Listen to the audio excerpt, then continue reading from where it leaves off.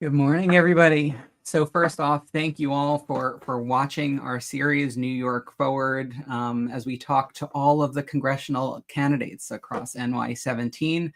We've released 2 videos so far. Each have now well over 100 views on YouTube and several hundred, if not 1,000 views each in the clips that we're releasing on social media. And they continue to grow. So thank you all for viewing, for interacting, for sending messages, for sharing what you'd like to see in our next episodes. And I'm really thrilled again today to have Cait Conley, a congressional candidate from NY-17, on with us to introduce herself to all of you and to talk about some of the issues she's hearing, and of course, to talk healthcare. But before I go there, though, as usual, know your messenger. And so it's really nice to meet you. For those who are tuning in for the first time, my name is Kevin McAvey. I am a husband, a father of 3. This morning, my amazing, wonderful, beautiful wife allowed me to come do this while I think everyone in the house was crying. So I'm going to figure out what to get her as a thank you. I'm a Bedford resident, a lifelong New Yorker, certainly overeducated. You could check out my bio online. I'm a policy consultant and certainly a concerned citizen. This is also just a brazen chance to show pictures of my kids every week. That's my oldest there, and my youngest, who is clearly not digging what we're doing. The purpose of this, and this is going to continue to be refined based upon feedback from you all and what you need, what we need as a community over the course of the next 18 to 20 months. I want to really engage residents of our district in the political process, exercise those muscles we haven't had to exercise in so long, equipping our community with information about the policy issues that impact each of our families, our households, our businesses, and help us to identify the best person to represent our interests, those interests in Washington. How are we going to do this? First, we're going to discuss the issues. We're going to get really weedy, particularly on healthcare, because I think healthcare is one of those kitchen table issues that affect us all. Whether you're on Medicaid or know someone on Medicaid, half of us will have ourselves or someone in our orbit on Medicaid in our lifetimes. But Medicare and also private health insurance is becoming increasingly out of reach for more and more Americans, and continues to take more and more out of our paychecks, while getting access to some of their healthcare services, getting access to a doctor. I don't know about you, but it just seems to get harder for me every single year. I want to foster community here. So it's been so wonderful to meet so many of you in person across the district over the past few months. And I really enjoy hearing about your concerns and what you'd want us to talk about here. And then finally, I want to make sure that we are giving an appropriate forum for our candidates with local moderation to understand where our candidates are coming from, the values they hold, and how they would represent us in Washington. For those who don't know and who are tuning in from outside of the district, of which I know that there are a few, NY-17, Rockland County, Northern Westchester County, Putnam County, and even parts of Southern Dutchess County comprise our highly competitive district nationally, a district in a race which is going to receive national attention over the course of the next year. Today, though, I wanted to focus on one article that came out over the past week, thanks to New York Focus and Clara Hemphill.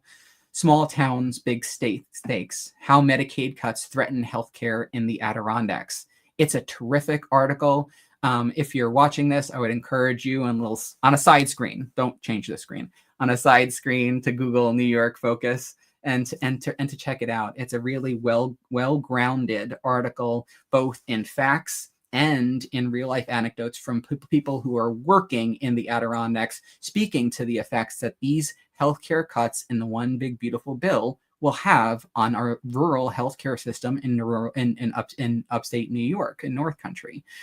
The themes and the lessons from this from this article, however, are apply across New York State. One note, a couple of notes from the article. which speaks to the importance of rural hospitals and nursing homes in our state. Rural hospitals and nursing homes, for those who don't know, operate on razor-thin margins, have been losing money for years, and nearly a third of rural hospitals in New York are at immediate risk of closing, according to the Center for Healthcare Quality and Payment Reform.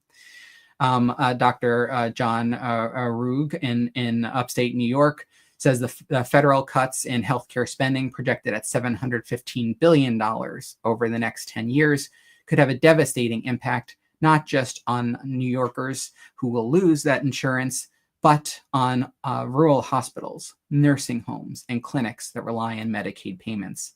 If a hospital or nursing home is forced to lay off workers or to close entirely, he said, an entire community loses access to those healthcare services. Responses, of course, from Republicans across the state maintain that this bill will strengthen and secure Medicaid by ensuring that only eligible recipients are enrolled. A Stefanik spokesperson pointed out to research suggesting that many people lie about their incomes to meet eligibility requirements for Medicaid, and that there's been a surge in the number of undocumented immigrants approved for emergency care. I had the pleasure of talking with Clara last week to help to clarify some of those points, because I do think that facts, matter. One thing that everyone should just be aware of is that this is not an honor system.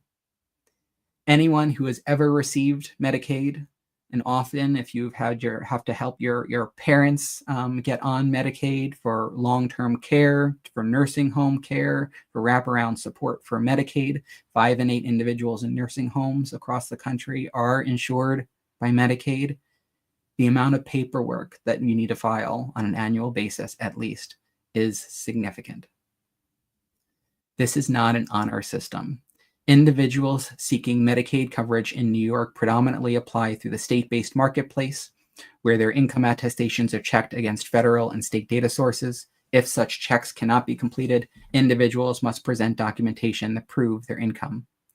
And as for the emergency care reimbursements to providers, these dollars do not go to any immigrants and any individuals who would qualify for Medicaid except for their immigration status.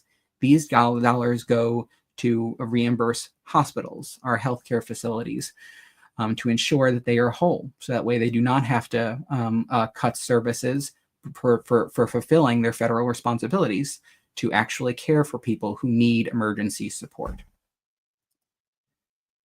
The upshot of all of this, and again, I would encourage you to read the article, which includes a number of really compelling, pretty devastating facts about the proposed cuts to Medicaid and to the subsidies, and for which up to 1.5 million New Yorkers depend upon and who could lose health insurance because of this bill.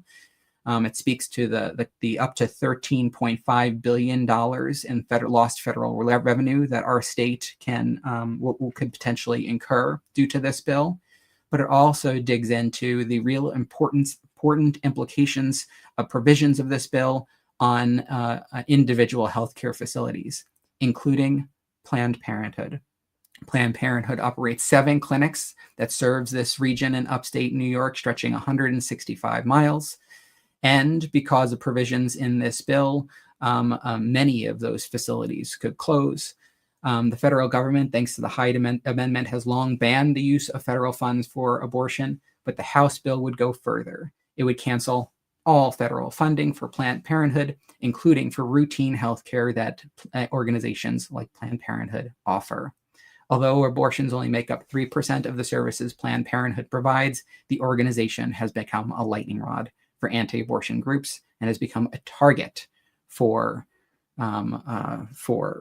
Republicans in this bill.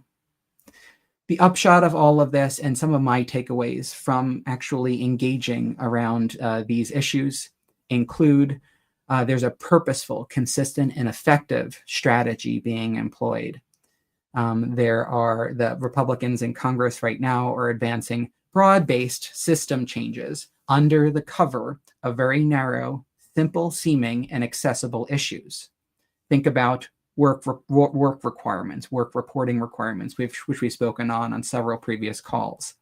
how they actually do not work in practice. They might sound good in theory. If you're able to work, you should work, until you realize that adding more paperwork to the system for folks who are low income, sometimes working 1, 2, 3 jobs, managing a family, actually only results in pushing eligible people off the rolls.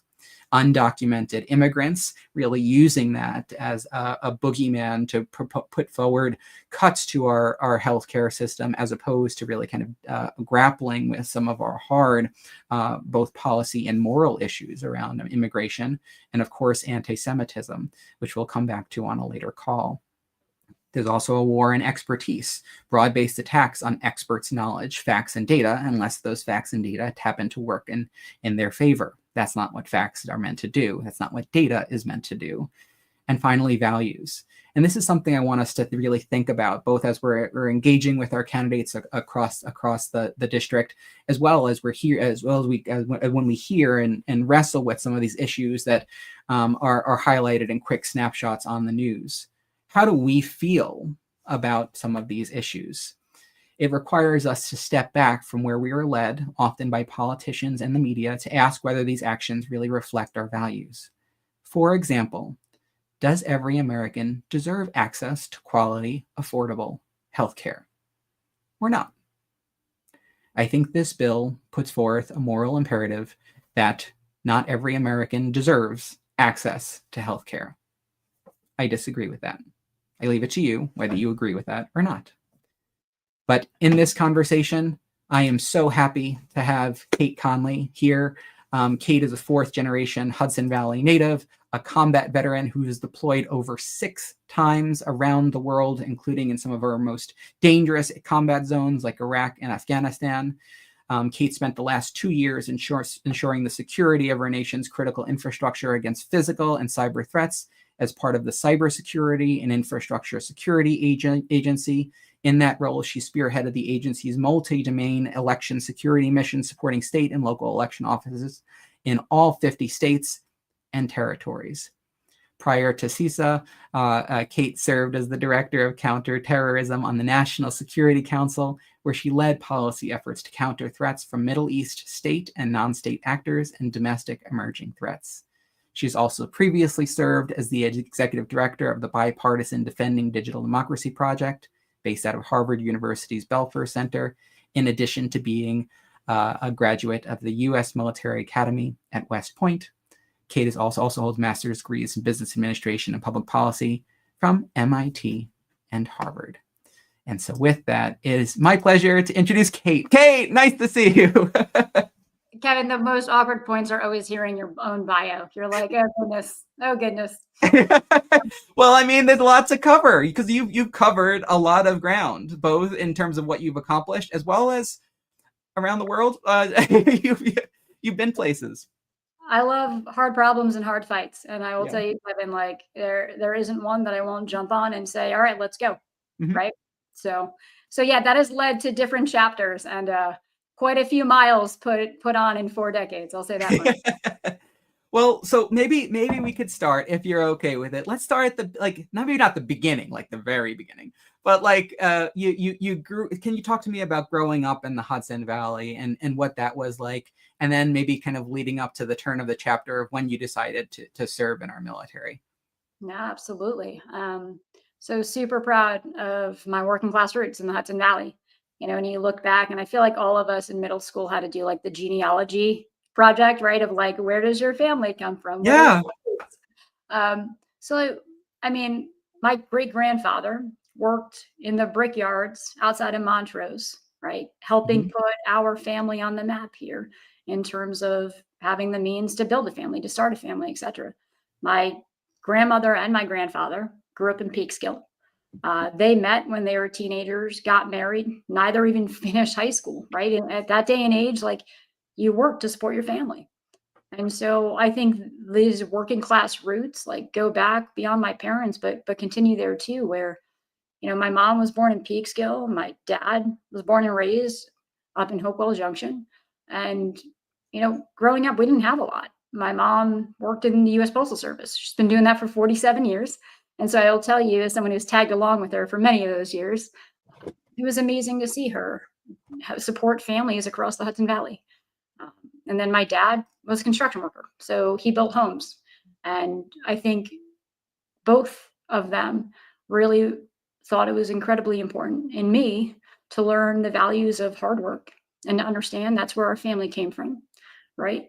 And also the importance of service to community, service to your neighbors, service to the country. We're a family that was incredibly proud of our nation's roots and our family's roots. And so with that, I was a junior in high school when 9/11 happened. And I still remember my 11th grade English teacher rolling in the television and plugging it in right after the second plane had hit the second tower. And for me, that was the fundamental game changer, where I was like, all right, if they want to fight, we'll give them a fight. And I have to say, I give all credit to Demi Moore, because I watched the movie G.I. Jane growing up more times than I could possibly count. And I knew that as a woman, my place was on the front lines. I belonged in that fight. And so that's what I did. I went home that night and I was like, Mom, going to West Point. If they want to fight, we're going to give them a fight. And I want to be right there in the middle of it. And I loved West Point. I have to tell you, it is like this beautiful place, Kevin, where, I did 16 years on active duty service after. And during some pretty hard times when I'd come home and visit my family, I'd go to West Point and I would just watch the cadets. Because here you have young men and women from all 50 states coming from families that span the economic spectrum, right? From some of our nation's wealthiest families to some of our nation's poorest families.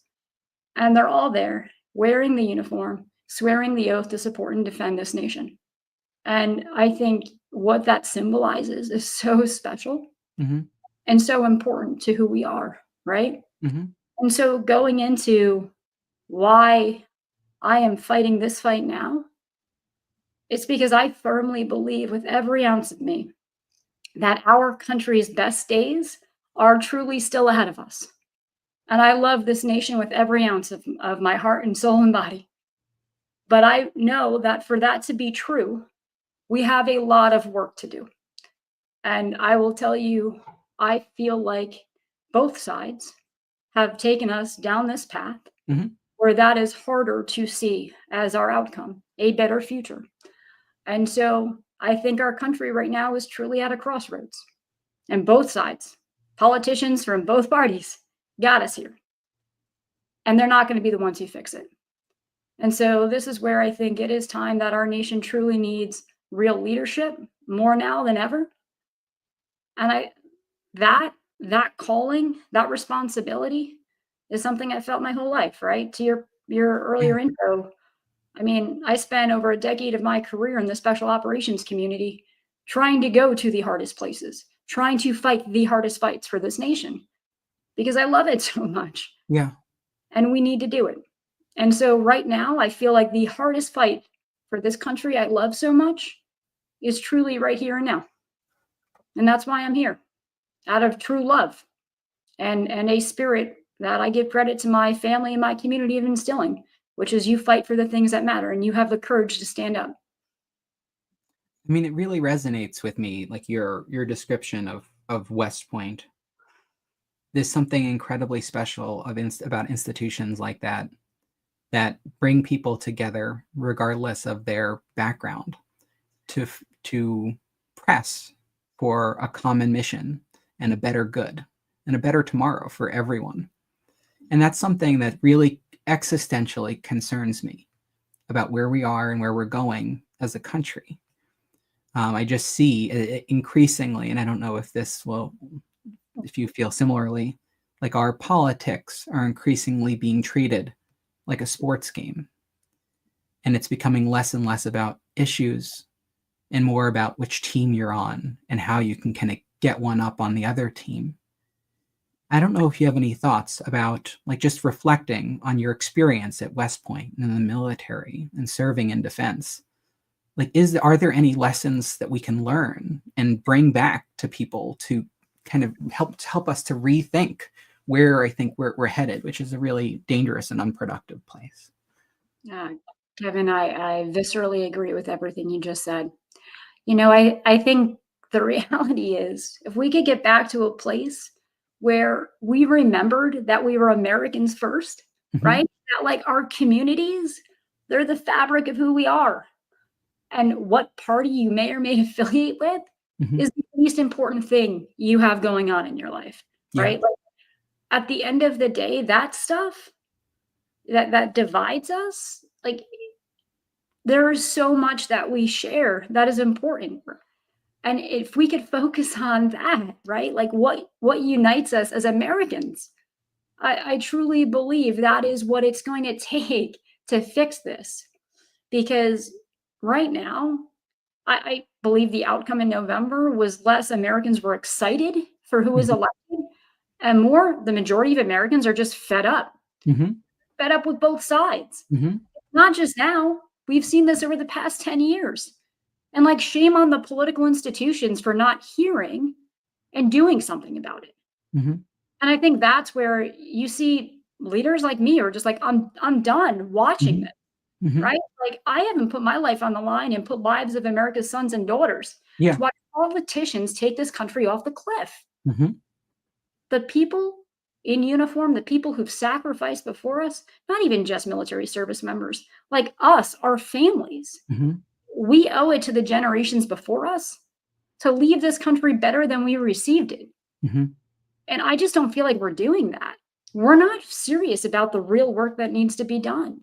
And I think, especially on the Democratic Party side, we haven't delivered for working class Americans in the way they expect us to or they deserve for years. I think we say the things that we think they want to hear, but we don't necessarily actually do things to make their lives better. And that's what we owe them, right? Like, that is literally the role of governance. And so I do believe that to fix this, everything you just said is exactly what we need to focus on. We need to win back America. We need to win back the trust of the American working class families. And the only way we're going to do that is by delivering and believing that we're putting people in places that are going to do things and not just talk about them. So you shared 9/11 was a pivotal moment for you, and you joined the service and have had a tremendous career so far in protecting our country. And thank you for doing so every day. Was there a moment that over the past year or so where you're just like, I need to get involved in a different way and step up in a different way? What was that moment? So if you have a year ago, I will tell you, running for office was nowhere on the bingo card.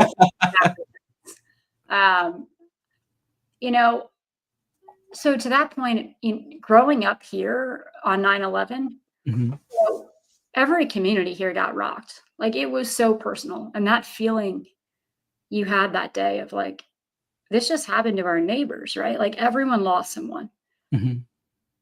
That feeling of, we cannot let this happen, not on our watch, is honestly what I felt after Election Day when I saw the Democratic Party get crushed.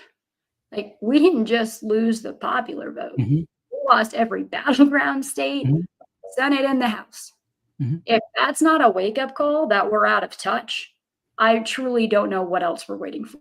And I have to say all this. I come from a place where I truly believe our nation is at its best when we have two healthy political parties that are committed, like actually committed, to doing what's in the best interest of this nation. And we share that end goal, right? And like, our path to get there, we can differ on. And that's healthy. But we share that end state of everything we're doing is for the future of this country and the American people, and making sure it's the best future possible. We are not there as a nation, going back to our first topic, right? Like, we are fundamentally not there. I think both sides are broken, and we need to fix them. And so that's where, after November, seeing how badly the Democratic Party was getting crushed, I was like, I can't fix both, but I can try to fix one. And I think at the end of the day, fixing it means, let's get leaders with courage who put courage as their true, like, North Star in places who are willing to do the work. and make sure that they're out there to do the right thing for all Americans. And so So that was it, man. yeah. It was, then you're like, hat, ring, here we go. yeah, like hold my coffee, let's roll. So campaigning is a different type of campaign than the ones you've been on previously. That is true. Could you talk to me about your approach and what it's been like to start to? I mean, we're 4 or 5 months in, like so far. Like how has it been traveling across the district? I have to tell you, it is so incredible when you meet people who feel this love and passion, right, to try to do something, and they're out there doing it in every way they can. And so, you talk about people making individual decisions. The reality is no one's going to fix this by themselves. Like, this is a call to arms for all. Fixing this is going to take all of us. Mm-hmm.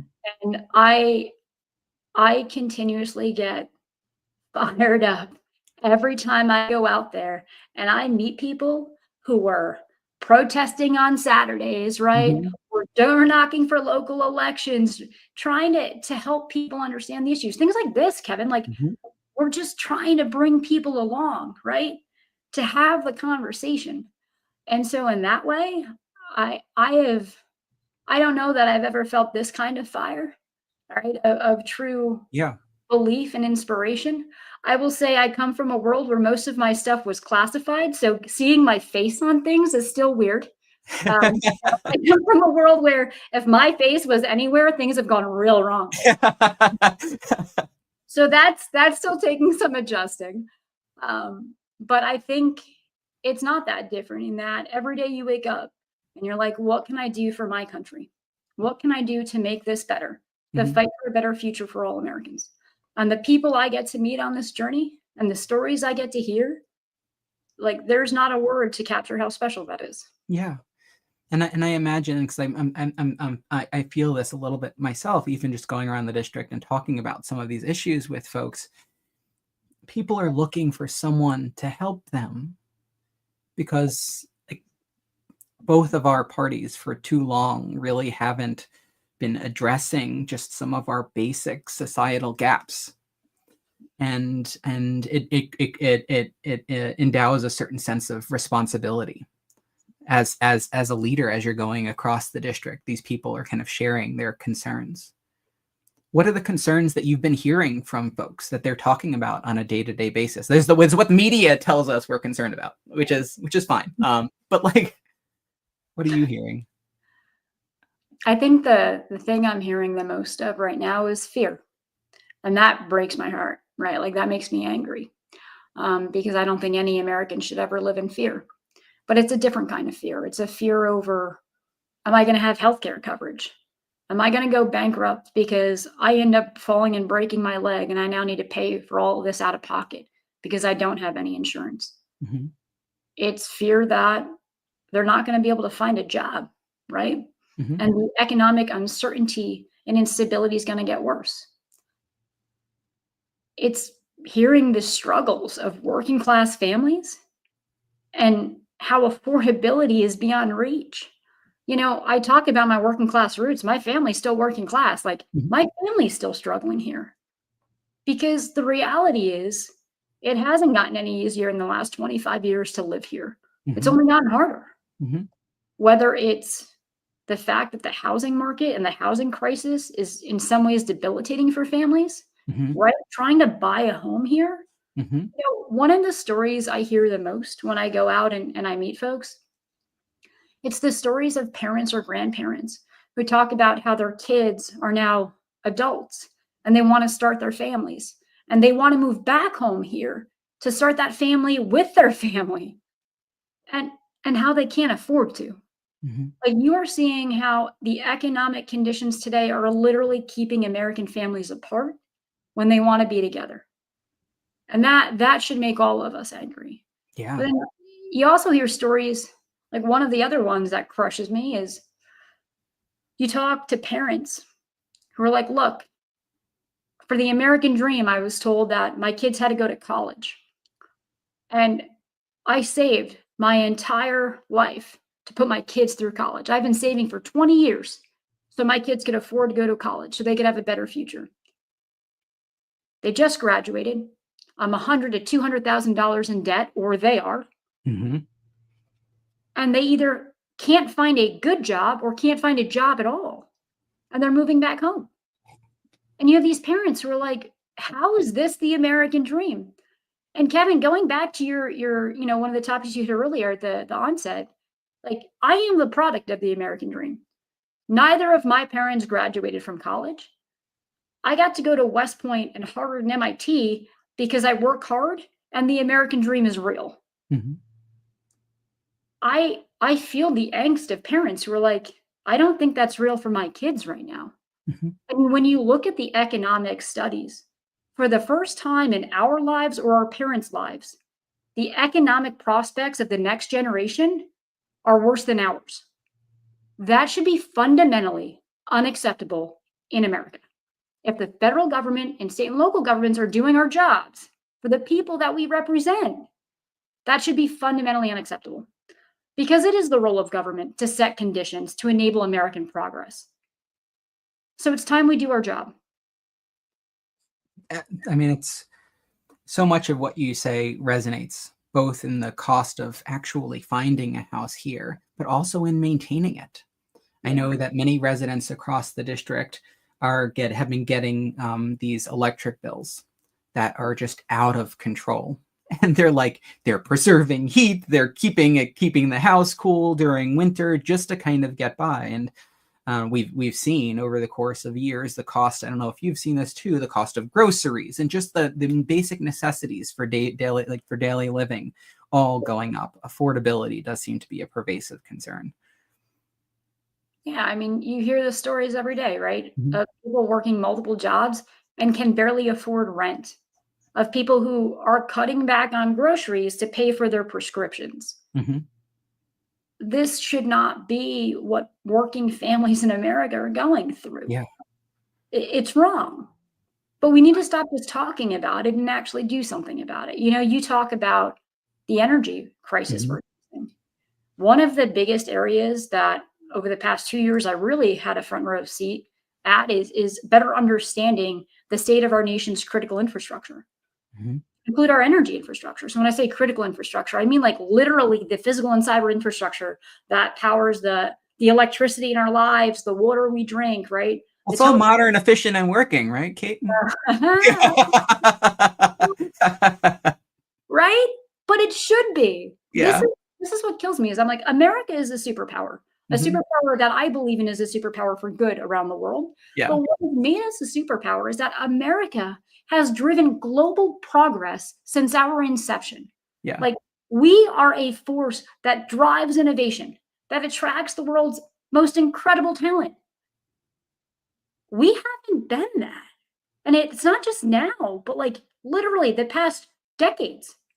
And so that is the responsibility of government to set conditions for. Yeah. To enable business to drive that, to enable innovation. And so things like having an energy grid that doesn't bankrupt communities when they put in data centers, which, by the way, we're going to need to power our data-driven lives, our technologically driven lives for the decades to come. Like, this is outrageous. This investing in alternative energy that is more efficient and making sure we have those systems here, because that will also reduce the cost of energy for residents. Like, how is that not happening everywhere? Yeah. That also ties, though, to the other things we're talking about, which is, look, economic prospects. There is so much need for trade skills and these incredible professions where you have people coming in to American homes to ensure they're safe, secure, and healthy, right? We need to be encouraging Americans to invest in trade skills. Incredible honor that those types of jobs, those careers bring. Yeah. We're helping everyday Americans in their homes lead these lives. And so those are things like, are we investing in trade programs that help develop the next generation of construction workers that are going to build our infrastructure? Are we encouraging kids to pursue these dreams? And are we telling them they should be their dreams? Because as we talk about the cost of higher education, couple that with the very real AI displacement to employment that is happening. Mm-hmm. We are just at the cusp of.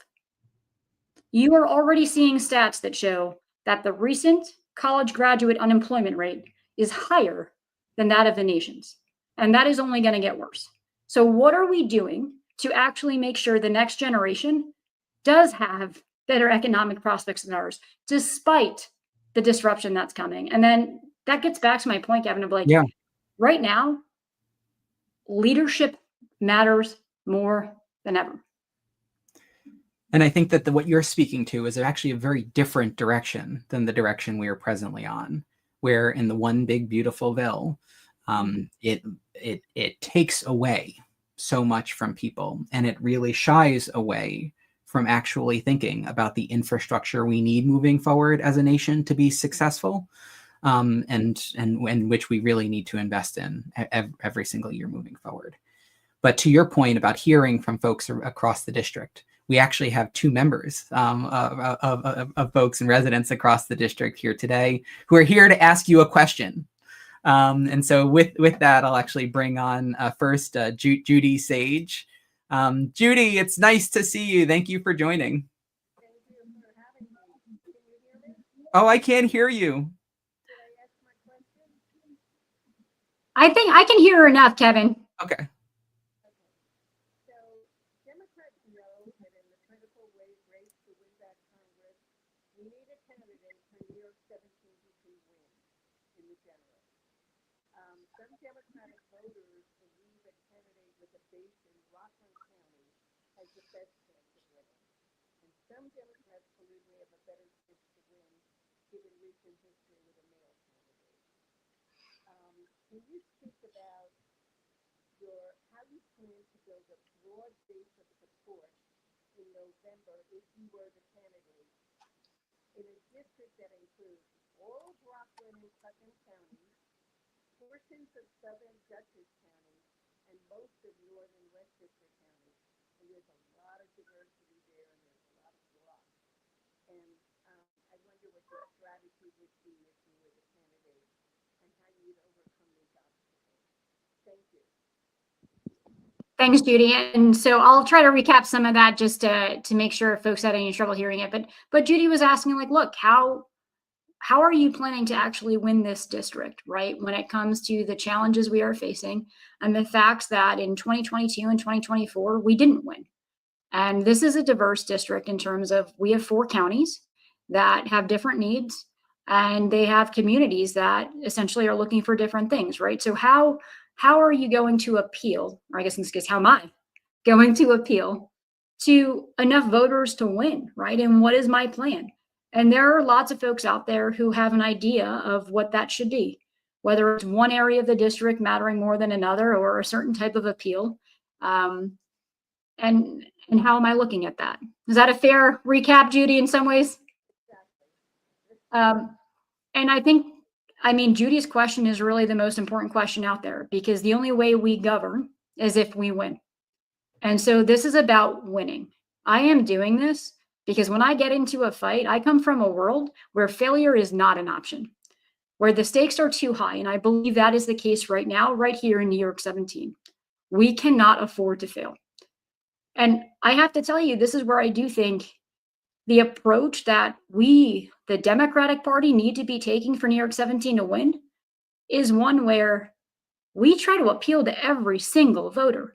Because the reality is, when you look at the demographics in this district, it's not one political party or the other that actually decides who wins.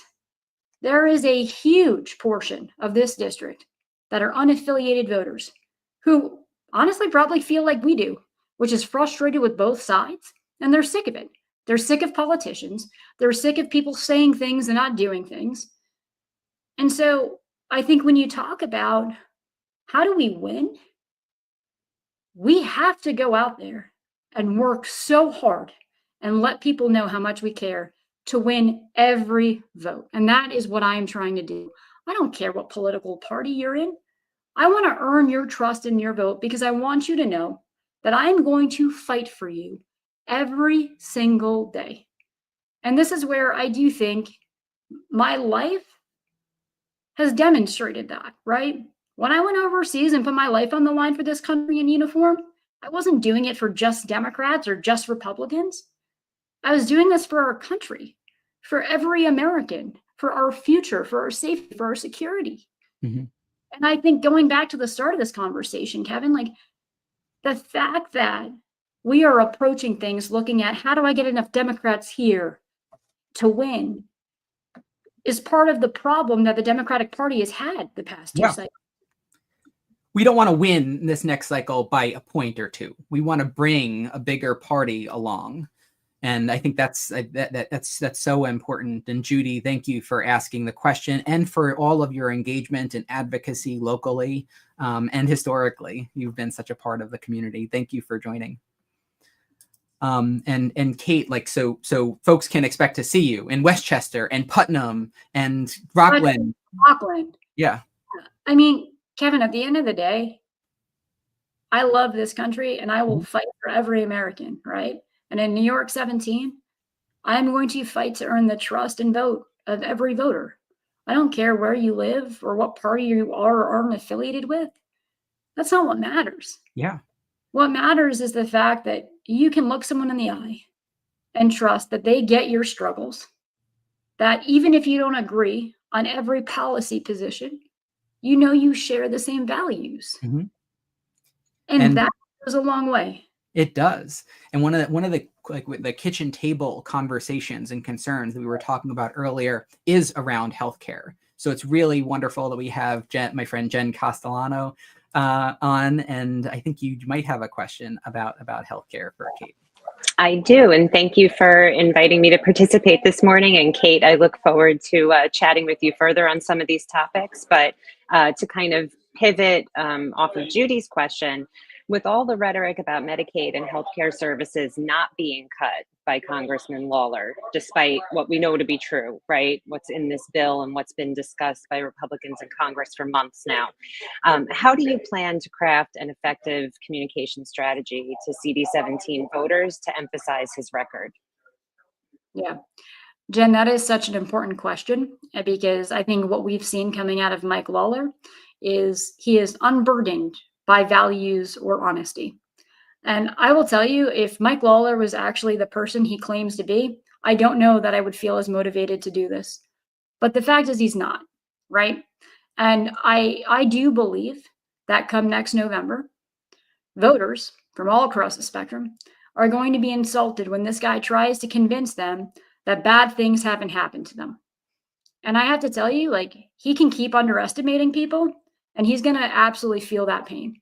Because at the end of the day, unfortunately, like Jen, when you look at this, and I had to laugh, Kevin, when you're introducing the big, beautiful bill, like the title of the bill is a perfect demonstration of how unserious this administration and people in the majority in the House are.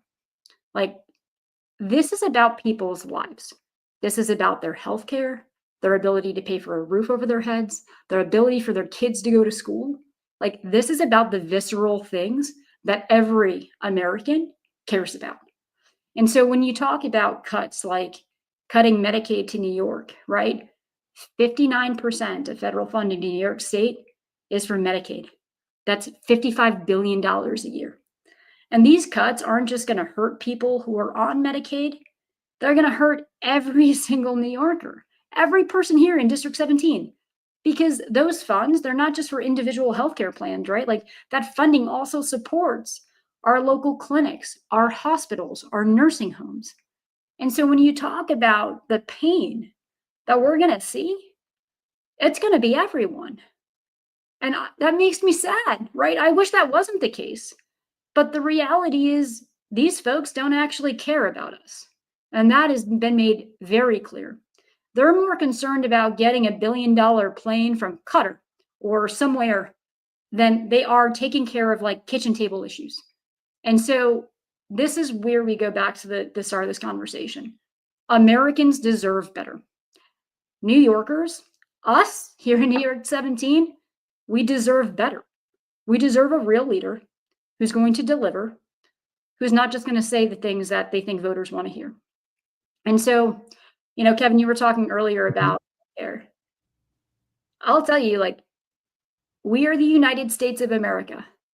Healthcare should be a right for every American. You shouldn't have to have a lot of money to be able to fight cancer if you get diagnosed. So we've got to get this country to a place where people don't have to worry about that. Jen, thank you so much for your question. It's good to see you. Thank you. You too. Thanks, Jen. So Cait, it's not, our policy really shouldn't be, well, we're all going to die anyway. Is that fair? In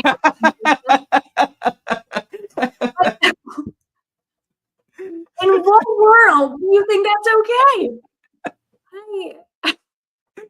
Jody Ernst, ladies and gentlemen. Yes. Senator from Iowa, thank you for saying the quiet part out loud. But I mean, to your point, that is clearly what Republicans are thinking in the majority right now in Congress. Mm-hmm.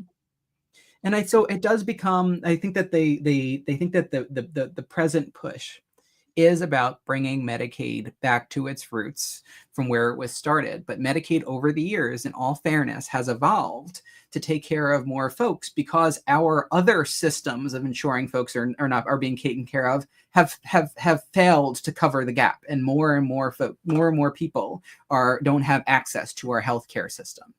And so for me, it requires us to take a step back and actually think about, in America, should individuals have access to a doctor when they're sick?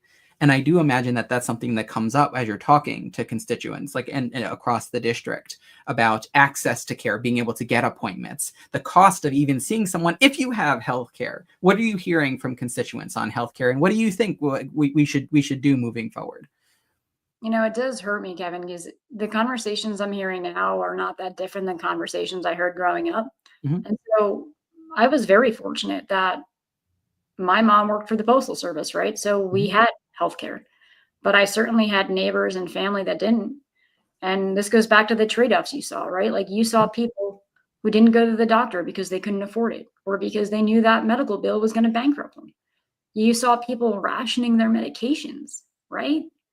And you're just this is wrong, especially in the most powerful nation in the world. This is how Americans are leading their lives. And the sad thing is, it's still like that. It's better, but we certainly haven't fixed this.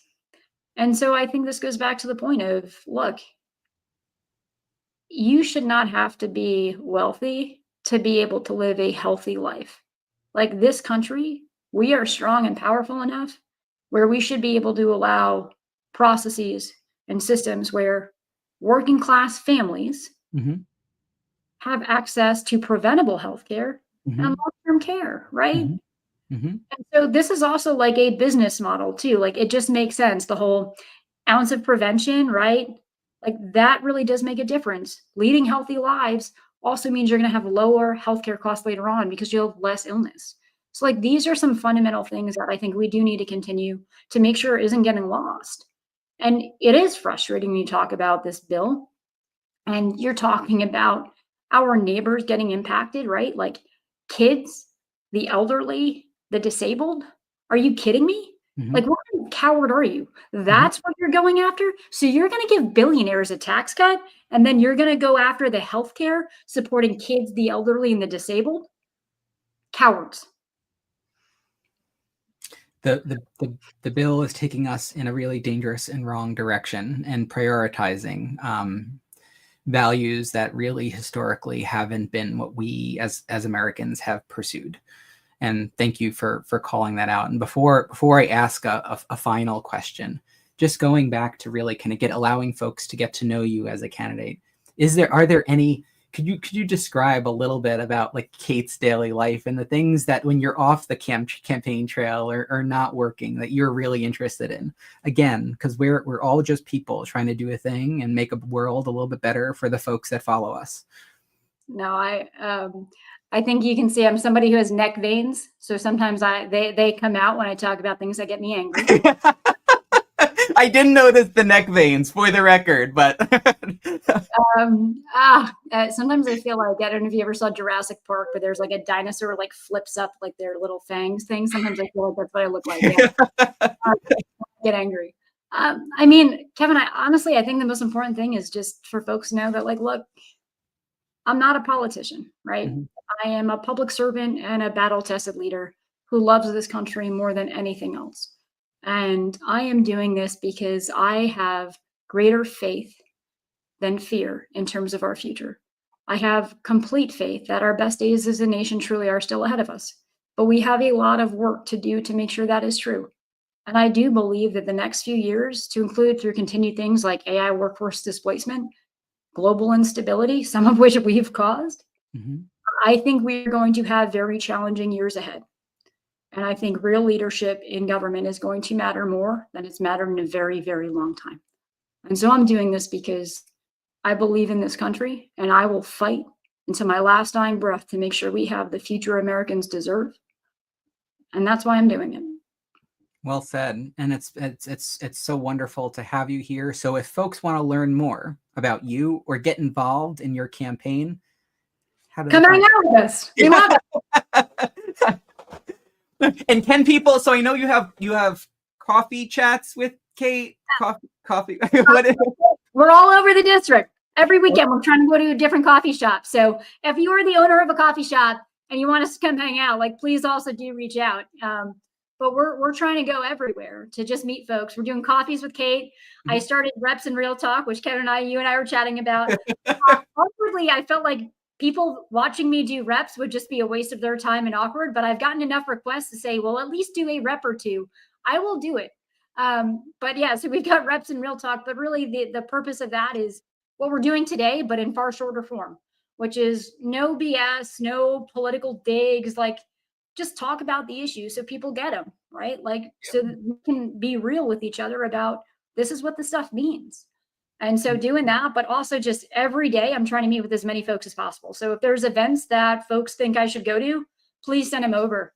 We're all about it. Is there an email address they could send that to?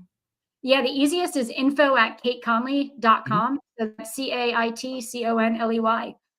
But please just hit us up. There's me and the team monitor that box aggressively. Excellent. Well, Cait, thank you so much for taking time out of your Saturday morning to join me in a conversation, and hopefully it'll be informative to many across the district. Kevin, thank you for doing this. Like, thank you for stepping up and truly taking this on, because I think you are helping the Democratic Party solve a big problem, which is we're not engaging with regular people on real issues, but really the country solve that problem, because I feel like it's happening across the board. So thank you for your leadership and bringing stuff like this to bear. So, and thank you all who are listening. It's been a blast, and look forward to meeting many of you out on the road. We'll look forward to talking to you again, hopefully before too long. Talk soon, Cait. And thank you all for joining again. That was Cait Conley. If you are interested in learning more about Cait, you could check her out on her website, caitconley.com, or email at info@caitconley.com. So please do get, as we go through these conversations with candidates, really think about like who you want to hear more from. Invite them into your home without question. Everyone we've spoken to so far would arguably probably travel anywhere across the district as we're trying to get to know candidates. And I really do believe this is the start of our way back. And thank you for spending your Saturday morning with us this time. If you want to tune in next Saturday, it's not cartoons, but hopefully it is entertaining. We'll have Effie Phillips Staley on next Saturday, same time, same non-channel. You can find me if I can figure out how to stream wherever you are watching from. But it is wonderful to be able to talk to all of the candidates and represent so many of our values. And again, this is where we start. It's good to see you. Have a great weekend, everyone.